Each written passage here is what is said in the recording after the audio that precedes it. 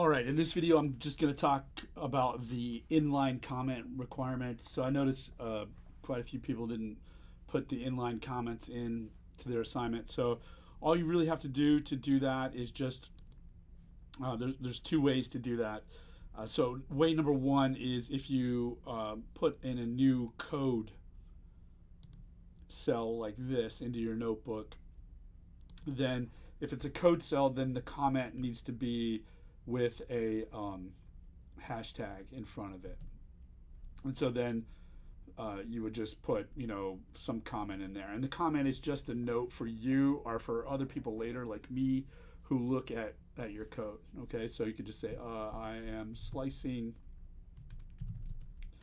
out the marketing column.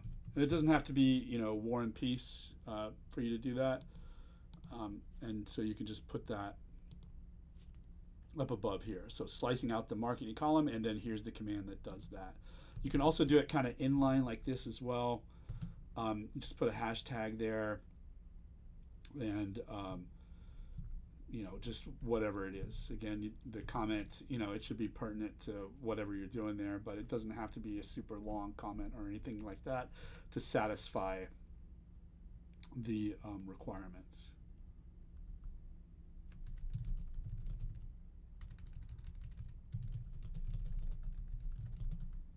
There's a fine line between commenting everything and not putting any comments in all, right? I guess I should say over commenting and not commenting enough.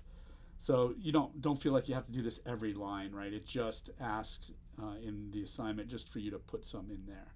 Usually you would put them in there if it was like a complicated or unusual thing that needs an explanation that you later on, say if you hadn't looked at your notebook in a long time, and you come back to it, you might not remember exactly why the code is unusual and why you did that. So that's generally when you would leave a comment. Okay, the other way that is acceptable to leave a comment is one thing before I move on is if you run this, you can see that those comments, right, it doesn't affect anything. Everything still runs just fine here, although it does look like it's having a little trouble with this, which is, okay, it's just taking a little while. So you can see it doesn't really affect any of the code in here, these comments. All right, the other way that you could put in is with a text. When you put it in a text box, this is a feature of the notebook, and so you can just type without, you don't need, if you're putting it in a text box, you don't need to start with a hashtag. All right, and I'm just going to put some random comment here. Here's the results, like that. So either of those two ways is perfectly okay. This text thing is a feature of the notebook, so you can have expository comments in there and not just the code cells. So if you're doing it outside of a code cell, use text. If you're putting your comments inside code cells, then you need to put the hashtag before so that the Python interpreter knows that those are comments. Okay, so that's all you have to do to satisfy the inline comment requirements for these assignments.